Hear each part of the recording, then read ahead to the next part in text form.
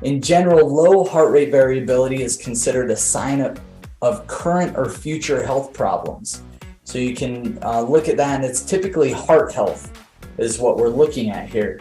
It shows the body's less resilient and struggles to handle changing situations. And divers, as they were exposed more and more to these cold dives, they saw better dynamics in their heart rate variability, their autonomic and their parasympathetic nervous systems. A lot of people have asked, well, what's a good heart rate variability?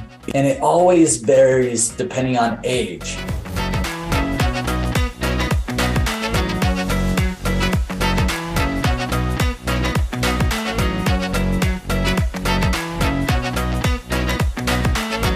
All right, welcome everybody to the Health Accelerator Challenges. This is your host, Cade Archibald, and I am really excited to be here with everybody. I'm going to take out my glasses so there's not a glare. And so today we're going to be talking about a really cool subject. Before we jump in there, want to see how everybody's doing.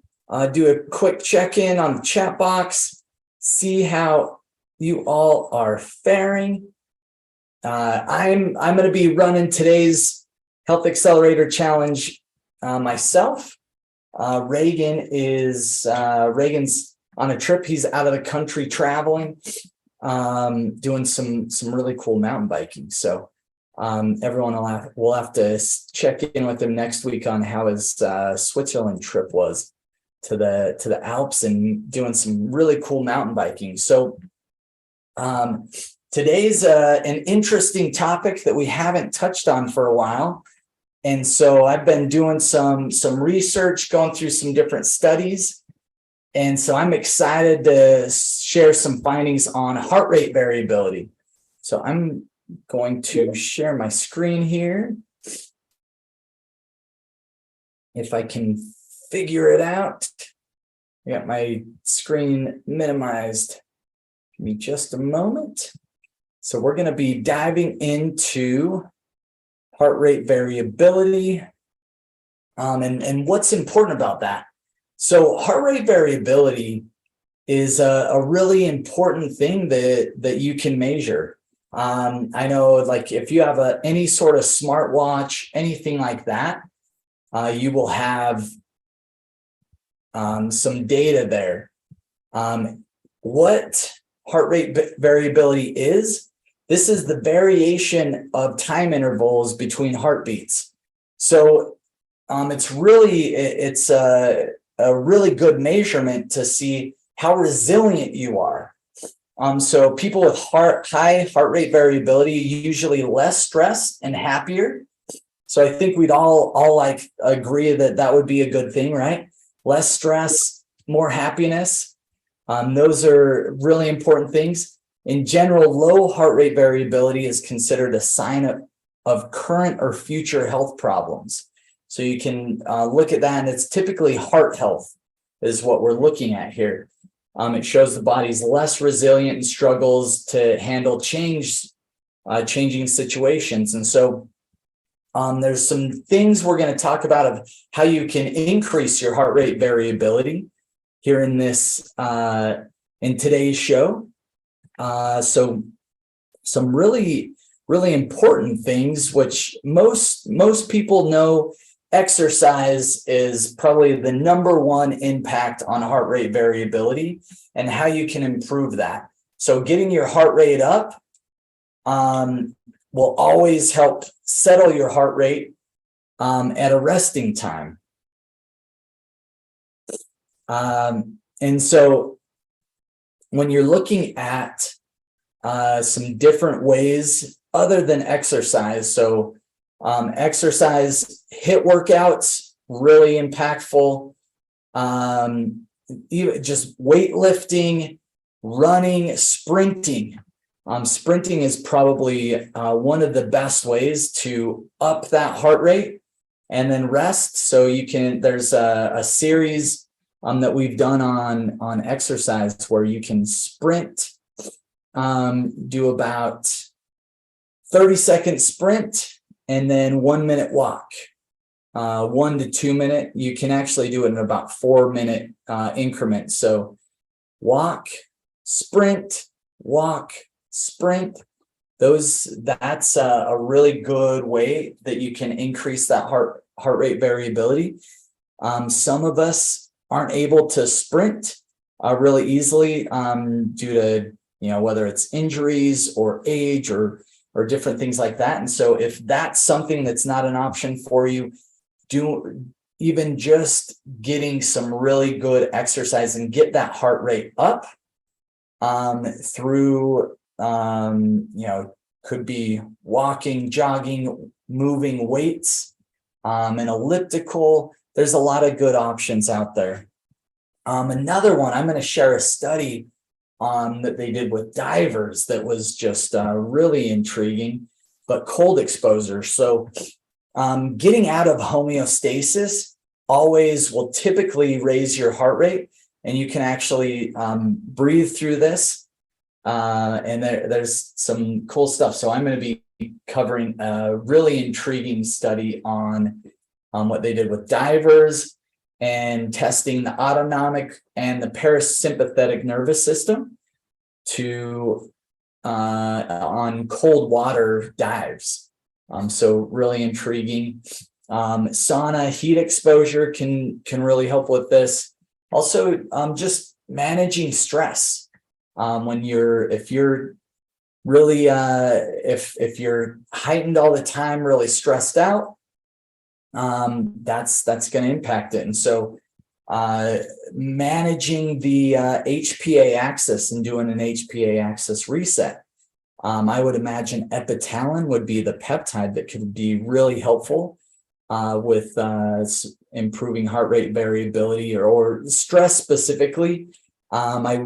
Epitalin is one of those peptides that can be, really helpful on the HPA axis, and that's kind of your communication between your hypothalamus, pituitary, and adrenals. And so obviously that's something that can be helpful when it comes to your heart rate variability. Along with that, there was additional studies done with nutrient deficiencies. And so someone has vitamin D deficiencies, your B12s, your B vitamins, specifically B12. So supplementing with methylcobalamin or hydroxycobalamin, those could be really helpful. If you're deficient in those, that could be impacting your heart rate variability. So that's going to help support the nervous system. Along with that, you have your omega-3s, so your fatty fish oils. One of the studies that I read and went through was actually really, really intriguing there on, I'm going to pull this up as a reference point, but what they found is this was on middle-aged males. They were twins found that who ate a Mediterranean diet had a higher heart rate variability than those who did not. It's not completely conclusive, but they drew a few conclusions or some theories behind it. But Mediterranean diets responsible for the positive influence of HRV. Other studies have suggested that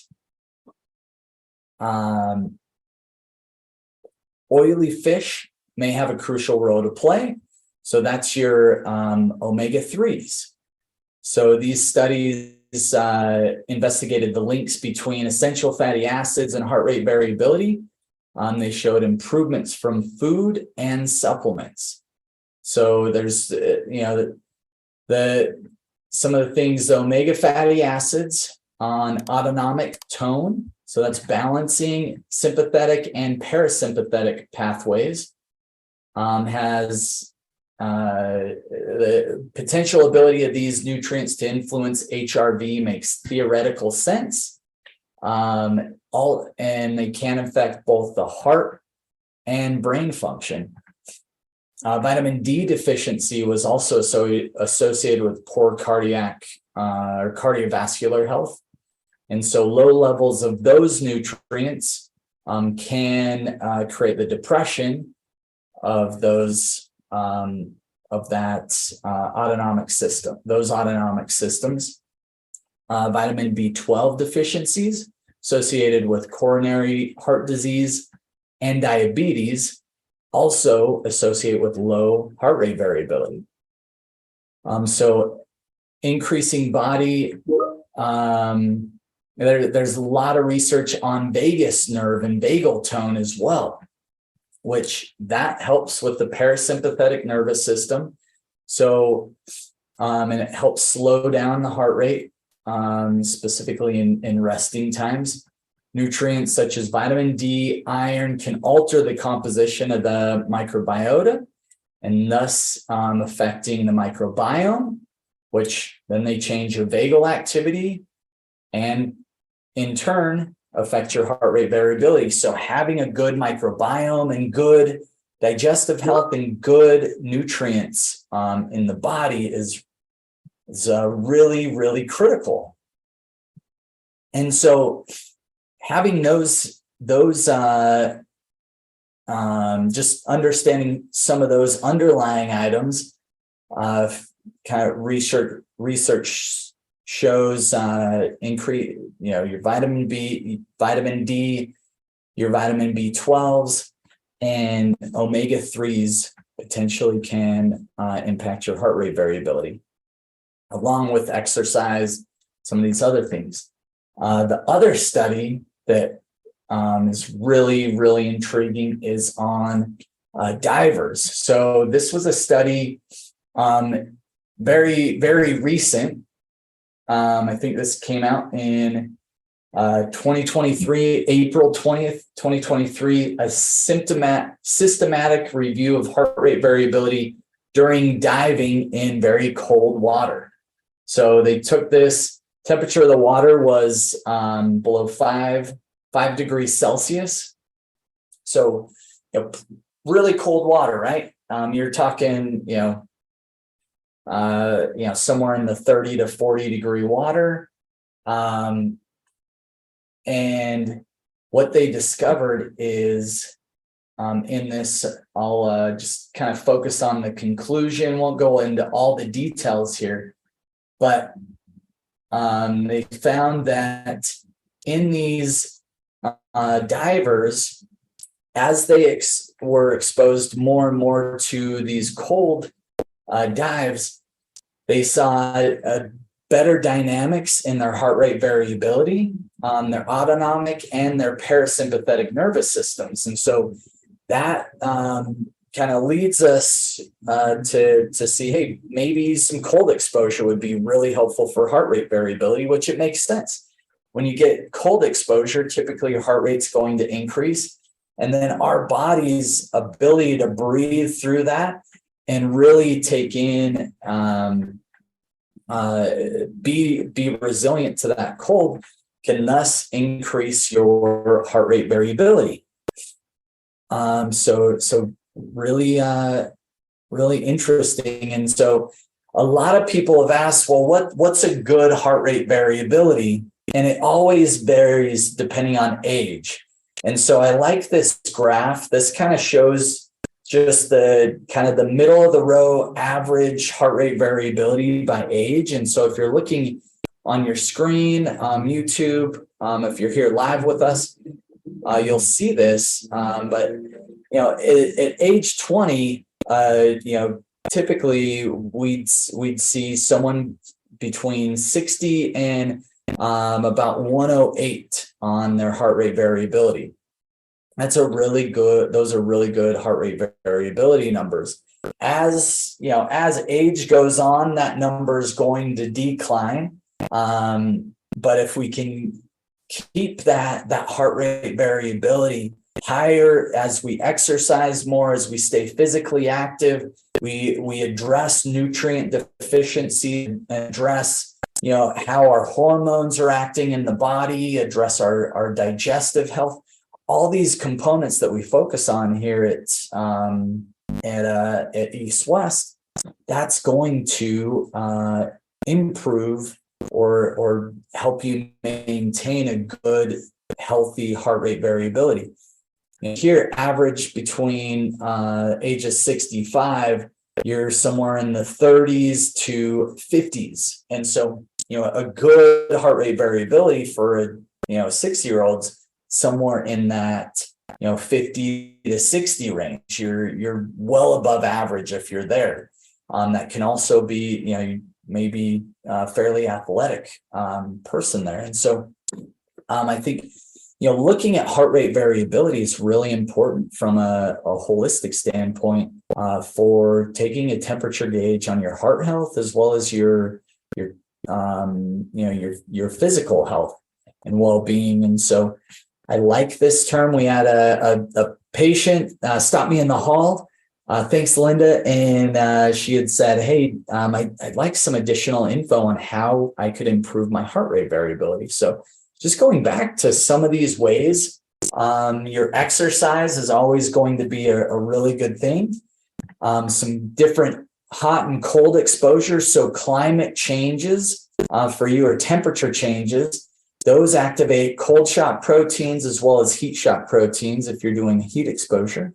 And then addressing some of these nutrient deficiencies. These can all be really important. And so the challenge today that we're going to focus on is I want you to see if you're not currently measuring your heart rate variability, maybe I use the Apple Watch has measures that. I know Whoop is another one that you can do heart rate variability from most your wearable devices can do that. And so, that would be kind of challenge one is grab a device that'll measure heart rate variability. That could be super, it's a great measurement. You can get a gauge on what your resting heart rate is, what your exercise standing heart rate and exercise heart rate is.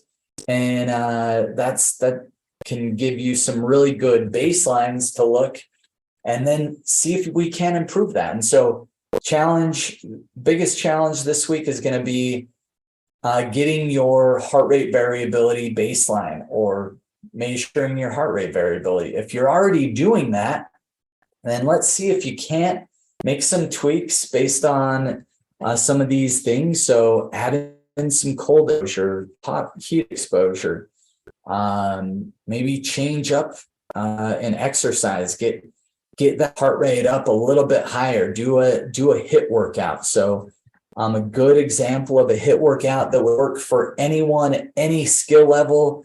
You can do modified push-ups or real push-ups. Do it for 20 seconds on, just all out, and then you do 10 seconds rest.